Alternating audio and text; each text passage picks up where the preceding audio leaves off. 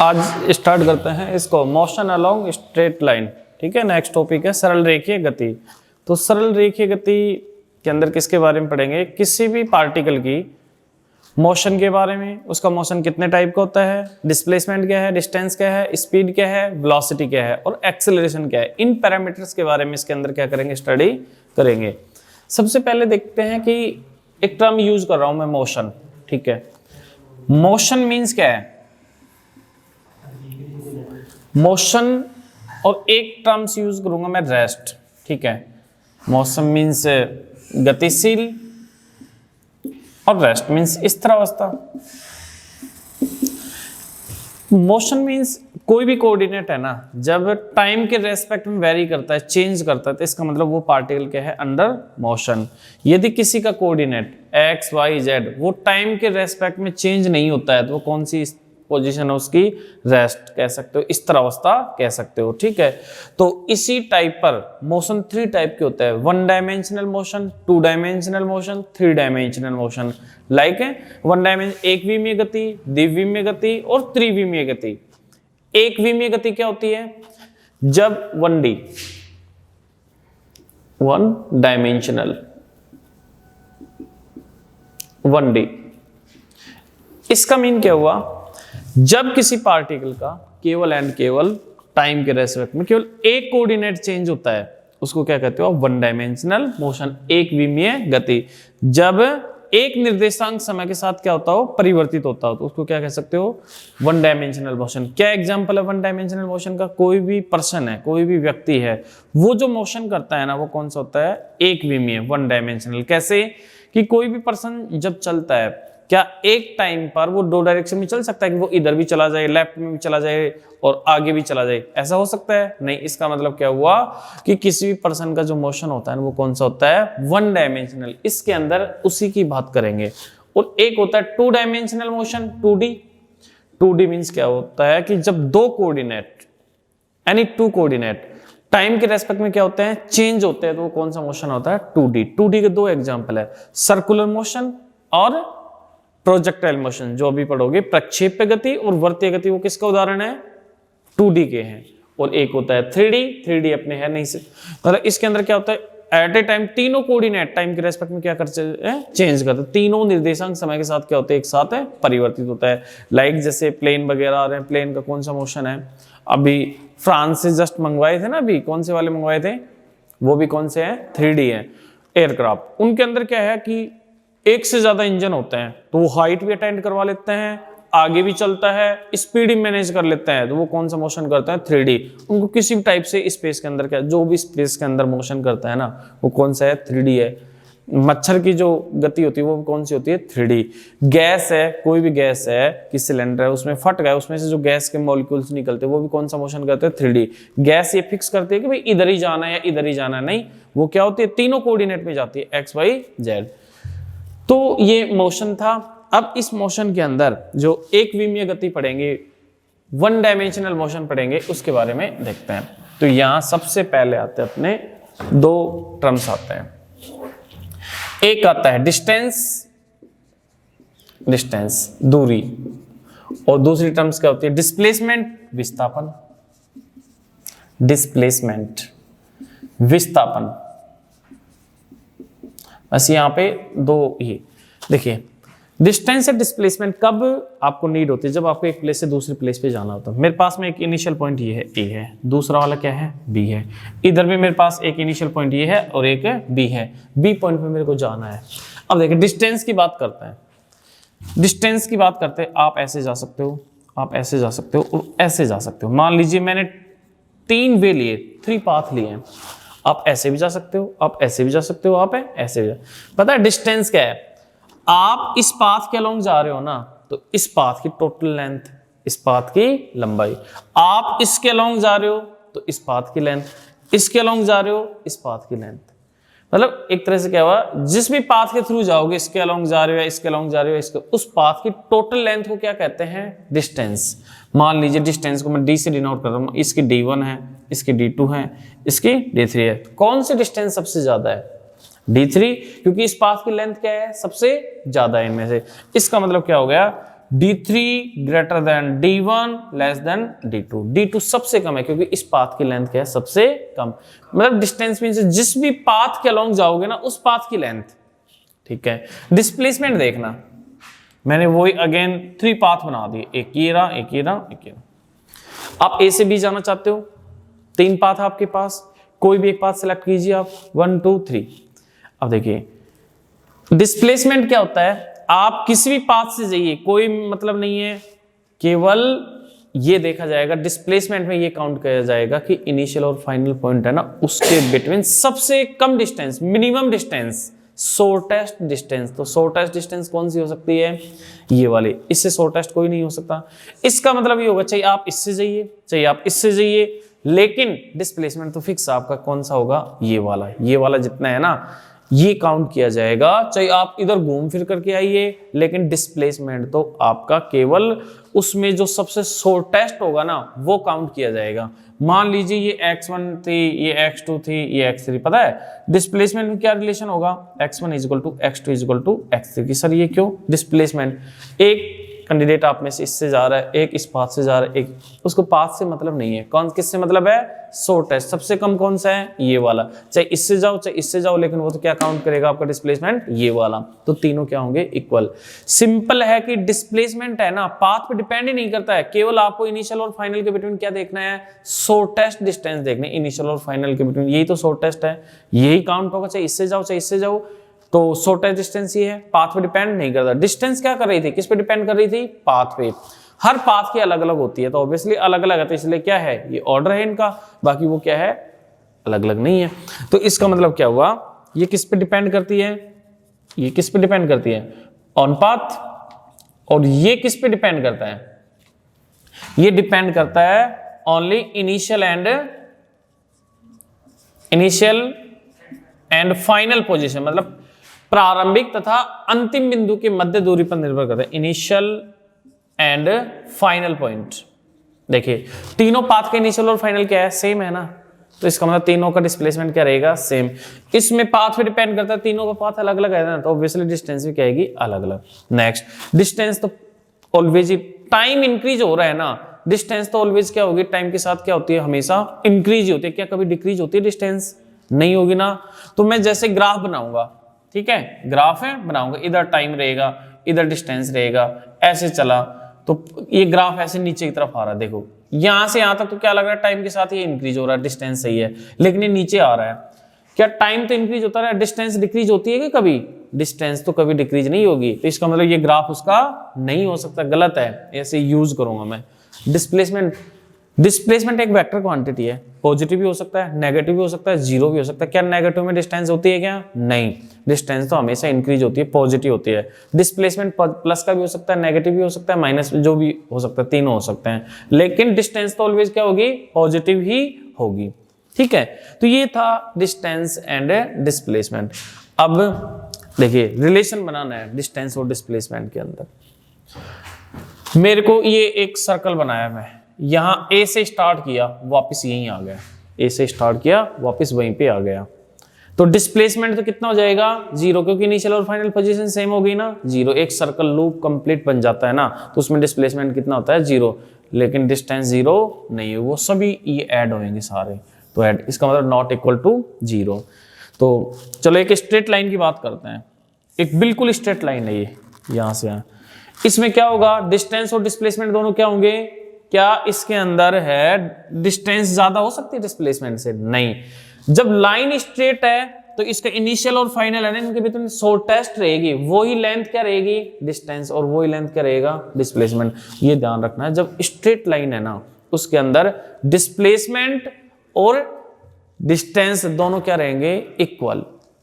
वो तो इसलिए चेंज हो जाता है, जैसे ऐसे हो कोई, तो इसके अंदर तो जैसे ये है भाई, ये काउंट होगा, ये काउंट होगा, ये लेंथ ये तो ज्यादा है, लेकिन शॉर्टेस्ट लेंगे ना वो क्या हो जाएगी, थोड़ी कम हो जाएगी, इसलिए शॉर्टेस्ट मतलब स्ट्रेट पाथ है उसमें तो इक्वल आएगी, अदरवाइज क्या आएगी, सभी में अलग अलग आएगी। समझ गए इस चीज को। तो इसका मतलब मैं एक पॉइंट लिख सकता हूं, डिस्प्लेसमेंट हमेशा, भाई स्ट्रेट लाइन है ना, स्ट्रेट लाइन वाले केस में तो डिस्टेंस और डिस्प्लेसमेंट क्या होंगे, इक्वल होंगे, क्या ऐसा हो सकता है डिस्प्लेसमेंट ज्यादा हो जाए कभी? नहीं, डिस्प्लेसमेंट डिस्टेंस से ज्यादा नहीं हो सकता, लेकिन डिस्टेंस डिस्प्लेसमेंट से क्या हो सकती है? ज्यादा हो सकती है, क्योंकि डिस्प्लेसमेंट तो एक पूरा लूप बना लें उसमें तो जीरो ही हो जाएगा, लेकिन डिस्टेंस थोड़ी ना जीरो होगी। तो ये ऐसे आ जाए, कौन सा स्टेटमेंट करेक्ट है? ये क्वेश्चन आता है भाई, ये कौन सा रिलेशन सही है तो डिस्टेंस और डिस्प्लेसमेंट के? ऑब्वियसली आपको कौन सा टिक करना है? ये वाला। डिस्टेंस है डिस्प्लेसमेंट से ज्यादा भी हो सकती है और ज्यादा से ज्यादा इक्वल भी हो सकती है, लेकिन डिस्टेंस कभी भी डिस्प्लेसमेंट से क्या नहीं होगी? लेस नहीं होगी। और स्ट्रेट लाइन में क्या होंगे? इक्वल। 3 क्वेश्चन बता दिए मैंने। पाथ पे डिपेंड करती है, वो पाथ पे डिपेंड नहीं करता है। प्लस ऑलवेज क्या रहती है? डिस्टेंस प्लस, और वो क्या रहता है? प्लस का भी हो सकता है, माइनस भी हो सकता है, जीरो भी हो सकता है। क्लियर? और डिस्टेंस हमेशा डिस्प्लेसमेंट से क्या है? जाता ही है। अब देखते हैं इसका क्वेश्चन, देखते हैं, ठीक है, कैसे करेंगे क्वेश्चन।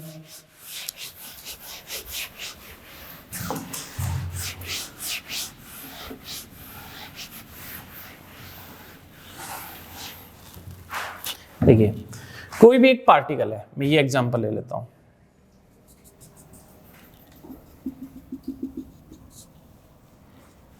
ये सर्कुलर पार्ट, ये सेंटर है, और इस सर्कल की रेडियस कितनी है? r। एक कोई पार्टिकल है, ए से स्टार्ट होता है और वो ऐसे मूव कर रहा है, ये डायरेक्शन है, और वापस यहां आ रहा है। देखिए, ए मैं इसका नाम दे देता हूं बी, इसका नाम दे देता हूं सी, और इसका नाम दे देता हूं डी। ओके, ए से मतलब कहां जा रहा है? ये सर्कल कंप्लीट कर रहा है। तो आपको क्या फाइंड करना? आर इसकी रेडियस है। फर्स्ट क्वेश्चन क्या है? Find distance and displacement from A to B. मतलब ए से बी तक पार्टिकल जाएगा ना, तो उसकी दूरी तथा विस्थापन ज्ञात करना है। मैं हिंदी में लिख देता हूं, ए से बी तक दूरी व विस्थापन होगा। अच्छा क्वेश्चन है। Second, find distance and displacement from A to C. मतलब ए से सी तक विस्थापन व दूरी, समझ गए?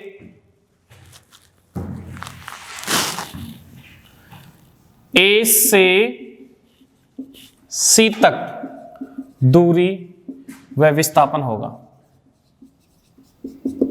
थर्ड क्वेश्चन, ए टू सी वही विस्थापन व दूरी। और फोर्थ क्वेश्चन है ए टू ए वही विस्थापन व दूरी, ये फाइंड करना है। समझ गए ना भाई? ए से अब देखिए कैसे फाइंड करेंगे। सबसे पहले आर इसकी रेडियस है, ठीक है, तो आर रेडियस है, यहां से यहां तक की डिस्टेंस कितनी होगी देखते हैं। जब ये कैंडिडेट एक पूरा सर्कल कंप्लीट कर ले, टोटल डिस्टेंस कितनी हो जाएगी इसकी? 2 पाई आर। देखिए, एक टोटल रिवोल्यूशन करेगा सरकमफेरेंस, प्रीति का फॉर्मूला क्या होता है? 2 पाई आर। तो ये डिस्टेंस कितनी है? जब ऐसे जाएगी, ये सर्कुलर ट्रैक है, कोई भी स्टूडेंट है ना वो मूव कर रहा है, कितना हो जाएगा? एक में 2 पाई आर। ऐसे कितने सेक्शन बने हुए हैं? 4 सेक्शन बने हुए हैं ना। उस 2 पाई आर को किससे डिवाइड कर दो? 4 से। अब देखो मैं इसको सोल्व कर रहा हूं इधर भाई। ए पहला A to B, A to B, A to B देखते हैं, ठीक है। तो डिस्टेंस तो आ गई ना फर्स्ट वाले केस में, कितनी आ जाएगी? जो 2 पाई आर है ना, ये तो एक चक्कर की है, एक रिवोल्यूशन की है। इसका कितना करना है आपको? 1/4, 4 से डिवाइड कर दो, कितना आ जाएगा? पाई आर बाई 2। अब डिस्प्लेसमेंट की बात करते हैं। डिस्प्लेसमेंट देखिए, डिस्प्लेसमेंट में पाथ के अलॉन्ग थोड़ी ना चलना है, कहां से कहां चलना है? डायरेक्ट। तो डायरेक्ट देखिए 3 पाथ आपके पास, ऐसे भी आ सकते हो आप, और एक शॉर्टेस्ट सबसे ऐसे भी आ सकते हो, और आप ऐसे भी आ सकते हो। लेकिन कौन सा रहेगा सबसे? यही रहेगा ना। देखिए इसको कैसे फाइंड करेंगे? ये आर है, ये भी क्या है? आर है। राइट एंगल ट्राइंगल बन गई। राइट एंगल ट्राइंगल का हाइपोटेनस का फॉर्मूला क्या होता है? Base square plus perpendicular. कितना आ जाएगा? आर का स्क्वायर प्लस आर का स्क्वायर, कितना आ जाएगा? √2r। पता है इसका मतलब डिस्प्लेसमेंट कितना हुआ? √2r। आ गया समझ में? नेक्स्ट देखते हैं, ए टू सी, देखिए यहां से यहां पे आना है भाई। देखिए ऑब्वियसली डिस्टेंस तो कितनी होगी, 2πr का क्या हो गया, आधा, हाफ कर देंगे, हो गया। अब डिस्प्लेसमेंट है, आप ऐसे आना चाहो या ऐसे आना चाहो, ये शॉर्टेस्ट कौन सा है, 2r हो गया ना। इसका मतलब क्या हुआ, सेकंड केस के अंदर डिस्टेंस तो कितनी होगी, 2πr को किससे डिवाइड करोगे, 2 से, कितना आ जाएगा, πr, या उसका 2 से मल्टीप्लाई कर दो। और डिस्प्लेसमेंट कितना आ जाएगा, r प्लस r कितना हो जाएगा, 2r। ठीक है, third question A to D। अब देखिए A to D, भाई इसको किससे मल्टीप्लाई करो, πr/2 ये, πr/2 ये, πr/2, मतलब फर्स्ट को किससे मल्टीप्लाई करो, 3 से, तो कितनी हो जाएगी डिस्टेंस, 3πr/2। ये तो क्या होगी डिस्टेंस, ये तो क्या होगी डिस्टेंस। लेकिन डिस्प्लेसमेंट क्या ऐसे आओगे आप यहां से ले, नहीं। शॉर्टेस्ट कौन सा है आपके पास, ये रहा शॉर्टेस्ट। ये वो अगेन कितना, इसको कैलकुलेशन करने की जरूरत ही नहीं है, √2r। अब इसके बाद में √2r। अब देखिए लास्ट क्वेश्चन, वापस ए से गया, कहां पे आ गया, ए पर आ गया। डिस्टेंस तो कितनी हो गई, 2πr, और जहां से जा रहा है वापस वहीं आ गया, तो डिस्प्लेसमेंट कितना हो गया, इनिशियल फाइनल पोजीशन सेम हो गया, 0 हो गया। इसका मतलब डिस्टेंस और डिस्प्लेसमेंट वाला कॉन्सेप्ट क्या हो गया, कंप्लीट। A to थर्ड के अंदर A to D कहां गया, ठीक है। ये डिस्टेंस और डिस्प्लेसमेंट के कॉन्सेप्ट क्लियर हो गए। अब देखते हैं आगे स्पीड और वेलोसिटी।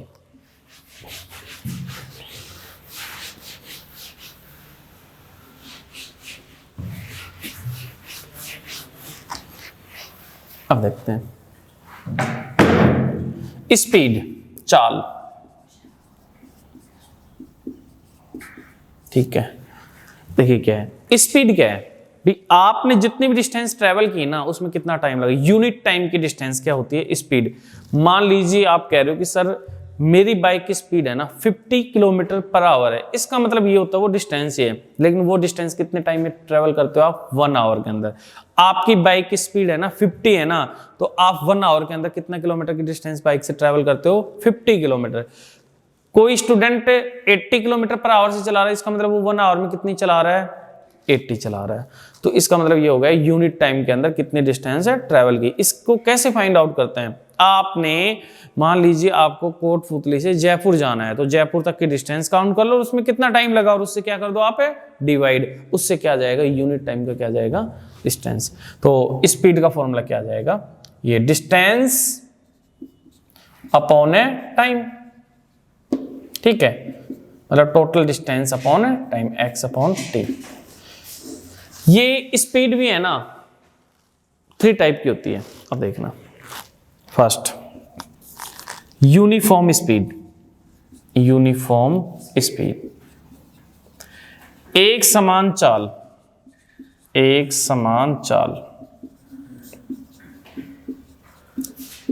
देखना एक समान चाल का मतलब क्या हुआ, जब किसी बाइक को चला रहे हो ना 50 km/h से चला रहे हो, इतनी रहनी चाहिए आपकी लास्ट आपका डेस्टिनेशन पॉइंट तक। इसका मतलब क्या है, वो आपकी यूनिफॉर्म। उससे क्या होता है कि वो इक्वल टाइम इंटरवल के अंदर इक्वल डिस्टेंस ट्रेवल करती है, ठीक है। तो ये है कि सर इसका फॉर्मूला क्या आएगा, वही सेम, डिस्टेंस अपॉन टाइम। अब देखना इसमें यहाँ पे ग्राफ इंपॉर्टेंट होता है। यूनिफॉर्म के अंदर देखिए मैं ग्राफ बना रहा हूं, इधर डिस्टेंस है और इधर क्या है, टाइम है। पता है दोनों टाइम भी इंक्रीज हो रहा है, तो इसका मतलब डिस्टेंस भी क्या हो रहा है, इनके डायरेक्टली स्ट्रेट, मतलब एक यूनिफॉर्म के अंदर ग्राफ कैसा आएगा, स्ट्रेट लाइन आएगा, बिल्कुल सेम रेट से। जिस रेशियो में ये इसको डबल करोगे ये भी डबल हो जाएगा, इसको बढ़ाते जाओगे, ठीक है। अब देखो एक क्वेश्चन आता है यहां से, इस ग्राफ की स्लोप देखते हैं। ये ट्राइंगल बना लिया मैंने, इधर तो क्या लिया है मैंने, टाइम, ये तो मान लीजिए क्या हो गया, ΔT, और यहां से यहां तक ये क्या है, ऊपर की तरफ कौन जा रही है, डिस्टेंस को मैंने ΔX लिख लिया। तो अब देखिए tan थीटा का फॉर्मूला लगाइए। tan थीटा का फॉर्मूला क्या होता है, परपेंडिकुलर अपॉन बेस। तो परपेंडिकुलर क्या है, ΔX अपॉन ΔT। इसका मतलब ये क्या है, डिस्टेंस, और ये क्या है, टाइम। तो इसका मतलब क्या हुआ, किसका फॉर्मूला बन गया है, स्पीड का फॉर्मूला बन गया ना, डिस्टेंस अपॉन टाइम किसका फॉर्मूला बन गया है, स्पीड। अब देखिए क्वेश्चन में क्या रहेगा कि उस ग्राफ गिवन होंगे, उस ग्राफ से आपको स्पीड बताना, वो ग्राफ किसके इक्वल हो जाएगा, tan थीटा के। मतलब जब आपको डिस्प्लेसमेंट और टाइम के बिटवीन यदि ग्राफ गिवन है, उस ग्राफ की स्लोप किसको बताएगी, किसको बताएगी, स्पीड को बताएगी। ठीक है, तो किसको बताएगी, स्पीड को बताएगी। तो ये ग्राफ की क्या देखना है आपको, स्लोप देखना है। इसका क्वेश्चन आएगा, कैसा क्वेश्चन आता है इसका, देखिए एक ग्राफ बना रहा हूं मैं, इधर टाइम है और इधर क्या है, डिस्टेंस है। देखिए आप बताना, दो पार्टिकल हैं, एक तो ए कार है, दूसरी वाली बी कार है। ए कार 60 डिग्री का एंगल बना रही है और बी कार ये 40 डिग्री का है। मेरे को बताइए ए कार और बी कार की स्पीड कितनी होगी, ए कार और बी कार की स्पीड ग्राफ को देख करके बताना, पता है ना अभी। हाँ बताइए, ए कार की स्पीड होगी ना, हाँ कितनी स्लो बना रही है, देखो v किसके इक्वल करना है, tan थीटा, मतलब परपेंड ये है ना टाइम है, तो इसका मतलब किसके इक्वल करूं मैं, tan 60 डिग्री। tan 60 की वैल्यू कितनी है, √3 मीटर पर सेकेंड। और वी कार की स्पीड कितनी हो जाएगी, tan 45, कितना आ जाएगा, 1 मीटर पर सेकेंड। इट मींस ये हुआ, आपको ग्राफ की स्लोप से देखना आ गया ना, स्पीड कैसे देखेंगे, ये यूनिफॉर्म स्पीड थी। अब देखिए आप ये भी कह सकते हो कि सर ये यूनिफॉर्म कैसे है, मैं इस लाइन को ऐसे इंक्रीज करता जा रहा हूं, क्या थीटा चेंज हो रहा है क्या, जब थीटा चेंज नहीं हो रहा, थीटा कांस्टेंट है, तो tan थीटा भी क्या है, कांस्टेंट। tan थीटा कांस्टेंट है तो इसकी स्पीड भी क्या है कार की। इसका मतलब हर जगह tan थीटा सेम, स्पीड क्या है, सेम। तो कौन सी स्पीड है, यूनिफॉर्म, एक समान चाल। कौन सी है, एक समान, क्योंकि ये चाल चेंज नहीं हो रही हर जगह। समझ गए, एक समान चाल। दूसरा असमान चाल, नॉन यूनिफॉर्म। दूसरा देखते हैं, नॉन यूनिफॉर्म।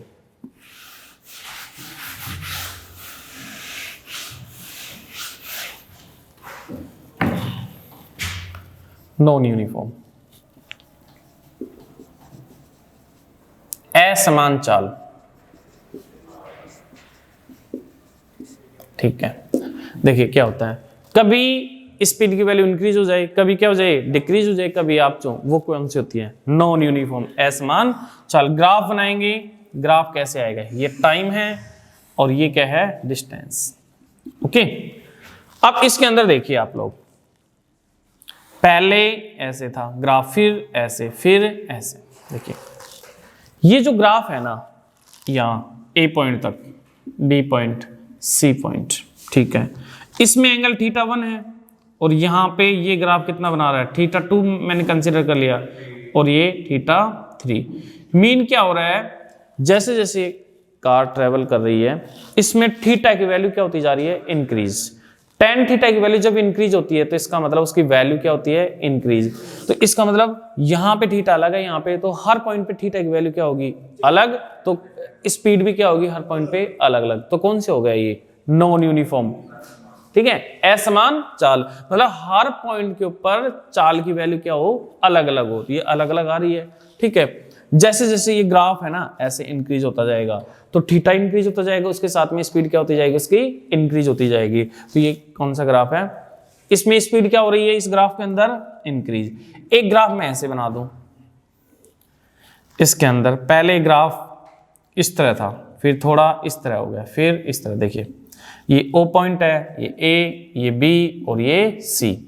धीरे धीरे स्लोप है ना ग्राफ की क्या होती जा रही है, कम। पहले बहुत ज्यादा थी, फिर कम। इसका मतलब क्या होता जा रहा है, tan थीटा क्या होता जा रहा है, डिक्रीज। tan थीटा डिक्रीज हो रहा है तो इसका मतलब क्या है, स्पीड क्या होती जा रही है, डिक्रीज। और स्पीड डिक्रीज होगी, है तो नॉन यूनिफॉर्म ही है, असमान ही है, लेकिन इसके अंदर स्पीड। क्वेश्चन आता है कि right the order of speed, तो सबसे ज्यादा कौन सी होगी, VA, फिर VB, फिर VC। समझ गए। और इसके अंदर VA सबसे लेस, फिर VB, फिर VC। इसका मतलब इस तरह इंक्रीजिंग और डिक्रीजिंग वाला क्वेश्चन भी क्या हो गया आपका, हो गया। तो मैं एक क्वेश्चन देता हूं,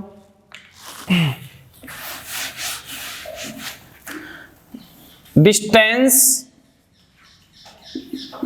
और टाइम के बिटवीन एक ग्राफ गिवन है,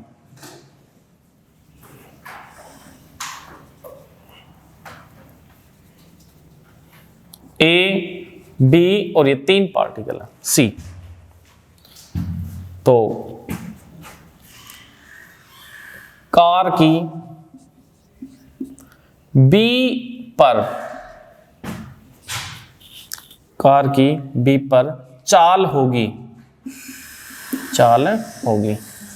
फर्स्ट आंसर है 0, सेकंड है मैक्सिमम, सॉरी कुछ भी लिख लो 30 मीटर पर सेकंड, थर्ड है 40 मीटर पर सेकंड, 4 है नन। कितनी होगी? बी 0। कैसे? ये एक्स एक्सिस के पैरेलल है, तो एक्स एक्सिस के साथ कितना एंगल बना रहा है? 0 डिग्री। tan 0 डिग्री की वैल्यू कितनी होती है? 0, क्योंकि स्पीड किसके इक्वल होती है? tan के इक्वल होती है। tan 0 की वैल्यू 0, तो स्पीड भी कितनी हो जाएगी? 0। तो बी पार्टिकल। अब देखिए यहां से यहां तक तो यूनिफॉर्म है। अब इसके बाद में देखो टाइम तो इंक्रीज होता जा रहा है, लेकिन डिस्टेंस इंक्रीज हो रही है क्या? नहीं। जब टाइम इंक्रीज हो रहा है और डिस्टेंस इंक्रीज नहीं हो रही, तो इसका मीन क्या हुआ कि वो रेस्ट में है, वहीं खड़ी है। आगे इस टाइप वाले क्वेश्चन नेक्स्ट देखते हैं। इसके अंदर इंस्टेंटेनियस, तात्क्षणिक चाल,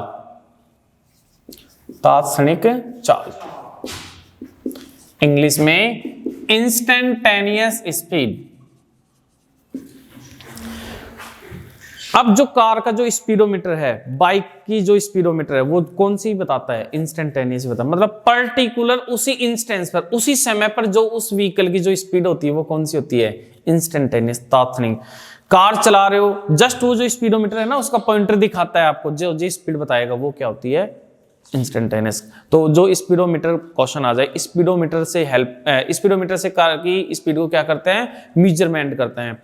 तो कौन सी स्पीड होती है वो? इंस्टेंटेनियस। कौन सी बताओगे? इंस्टेंट, क्योंकि वो जस्ट ही बताएगा, 1 सेकंड बाद में वो क्या हो जाएगा? चेंज हो जाएगा। पहले कुछ अलग था, इसका मतलब वो इंस्टेंटेनियस। कैसे फाइंड आउट करते हैं इसको? ये फॉर्मूला है इंस्टेंटेनियस का, dx/dt। इसका मीन्स क्या हुआ? डिस्टेंस का टाइम के रेस्पेक्ट में क्या करना? डिफरेंशिएशन करना। उससे क्या जाएगी? कार की क्या जाएगी? स्पीड। ठीक है, डिस्टेंस का टाइम के रेस्पेक्ट में क्या करना? डिफरेंशिएशन करना। उससे क्या जाएगी? कार की इंस्टेंटेनियस स्पीड। ठीक है, अब देखते हैं इसके अंदर इसका क्वेश्चन कैसे आता है।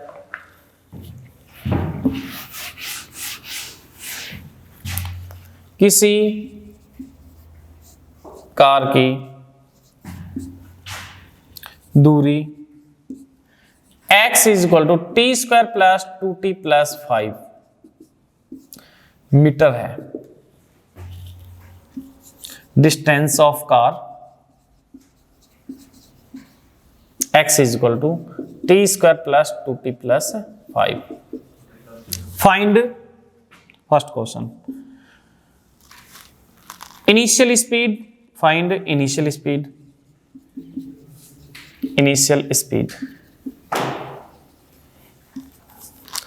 Speed at t = 2 second. आपको 2 सेकेंड पे स्पीड बताना है, तो कैसे सोल्व करेंगे? देखिए, इक्वेशन, कोई भी इक्वेशन होगी डिस्टेंस और टाइम में, उसमें जो फॉर्मूला लगेगा ना, कौन सा लगेगा? इंस्टेंटेनियस का लगेगा। इंस्टेंटेनियस का मींस क्या हुआ? देखो x t के साथ क्या कर रहा है? वेरी कर रहा है। ठीक है, इसका मतलब इसमें इंस्टेंटेनियस स्पीड होगी। कोई भी इक्वेशन होगी वो कौन सी स्पीड को बताती है? इंस्टेंटेनियस को। कौन सा फॉर्मूला लगाएंगे इंस्टेंटेनियस के? dx/dt वाला। तो फाइंड इनिशियल स्पीड, तो v के लिए ये लगाएंगे। देखो dy/dt, x की वैल्यू कितनी दे रखी है? t² + 2t + 5। तो v = t² का कितना हो गया? 2t प्लस t का डिफरेंशिएशन कितना होता है? 1। ठीक है, कितना हो गया? और 5 का कितना हो गया? 0। अब देखते हैं इनिशियल वर्ड मींस क्या होता है? Initial, t = 0। Initial means t = value कितनी होती है? 0। तो इसके अंदर कितना रखेंगे? v 0। तो कार की इनिशियल स्पीड कितनी है? 2 मीटर पर सेकंड। मतलब स्टार्टिंग में कार कितनी स्पीड से चल रही थी? 2 मीटर पर सेकंड। सेकंड क्वेश्चन है स्पीड एट t = 2 सेकंड, तो t की वैल्यू कितनी रख लें? 2। कितनी हो जाएगी? 6 मीटर पर सेकंड। मतलब 2 सेकंड बाद में कितनी हो जाएगी? 6 मीटर पर सेकंड। इसकी स्पीड क्या थी? तो ये कौन सी स्पीड थी? Instantaneous speed. अब नेक्स्ट देखते हैं एवरेज स्पीड।